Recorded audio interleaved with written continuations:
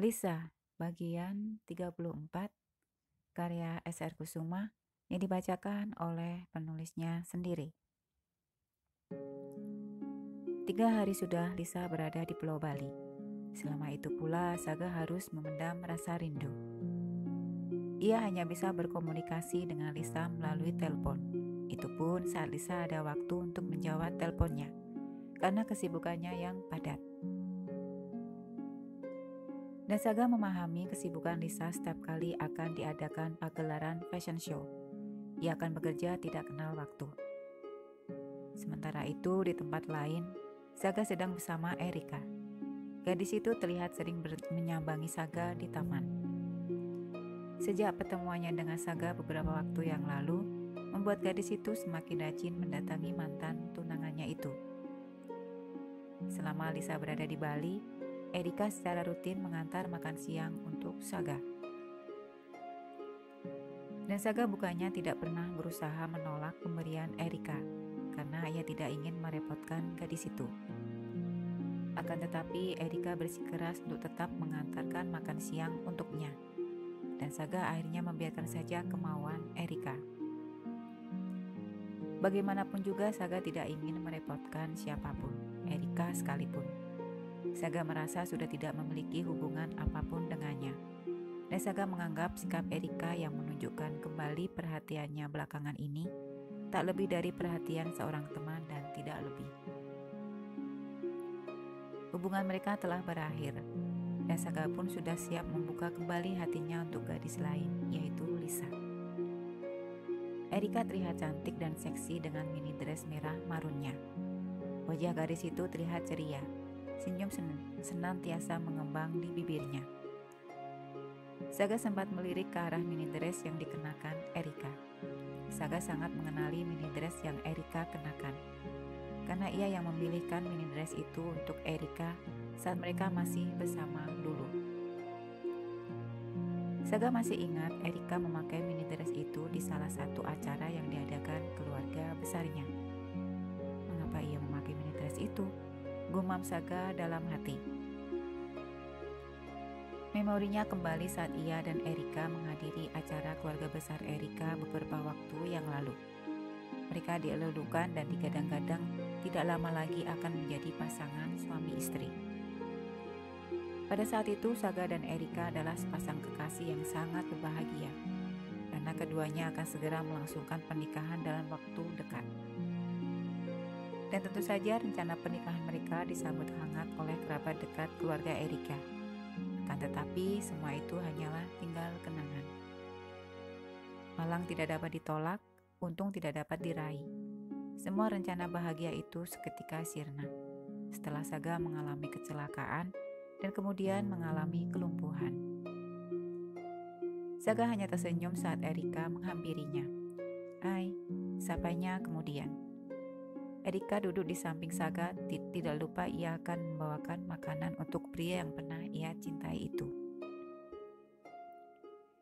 Berbeda dengan Lisa, ia hanya akan membawakan makanan secukupnya untuk Saga, sehingga makanan itu akan habis hari itu juga, dan tidak akan ada makanan yang terbuang sia-sia. Sementara Erika, ia selalu membawakan makanan yang cukup banyak untuk Saga. Seringkali makanan itu tidak habis termakan dan akan berakhir di tempat sampah. Saga seringkali merasa tidak nyaman saat Erika membuang begitu saja makanan yang tersisa.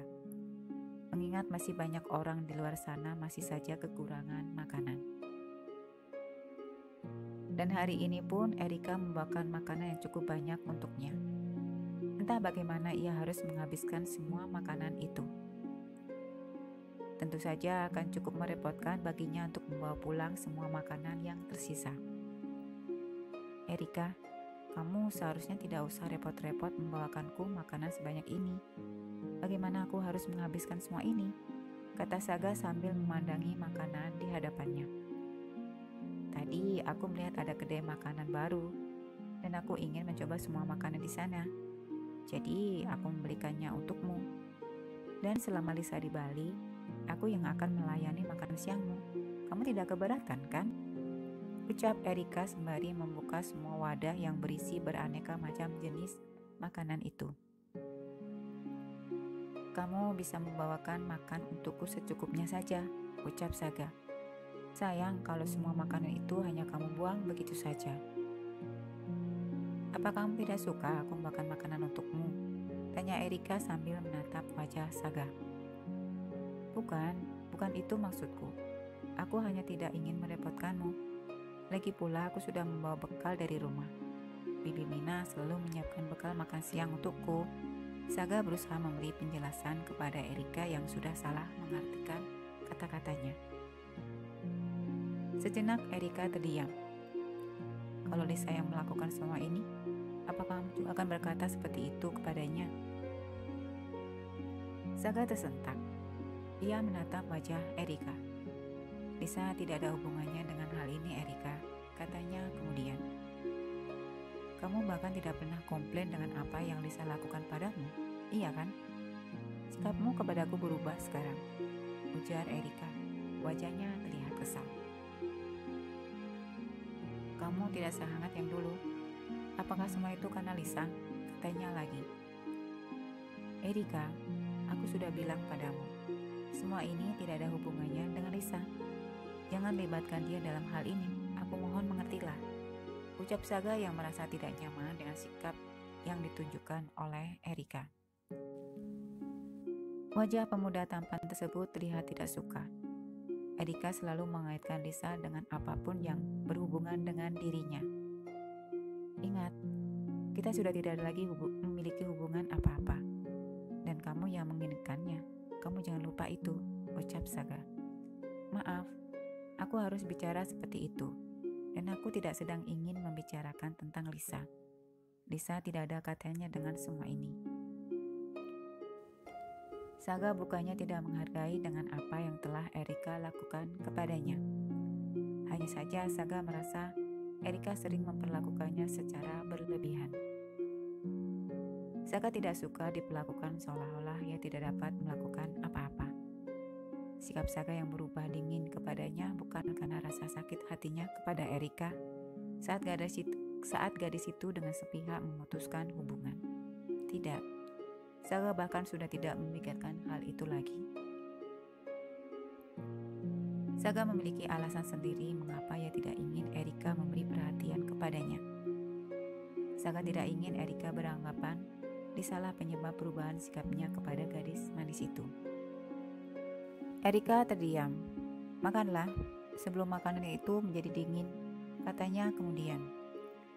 Saga kemudian mengambil makanan yang sudah Erika bawakan untuknya. Dan tiba-tiba handphone Saga berbunyi. Saga segera mengambil handphone yang berada di dalam tasnya. Wajahnya berubah seketika saat mengetahui Lisalah yang meneleponnya. Dan Saga merasa tidak enak hati saat akan menerima telepon dari Lisa. Akan tetapi Saga tidak bisa membiarkan Lisa menunggu di sana. Halo, sapanya kemudian berusaha menyembunyikan kegembiraannya di hadapan Erika.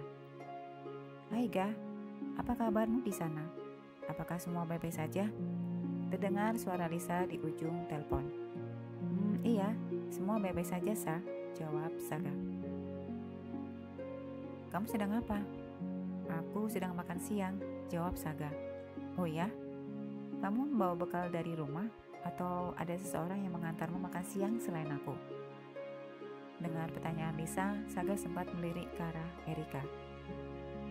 Iya, maksudku ada seseorang mengantar makan siang untukku, jawab Saga gugup.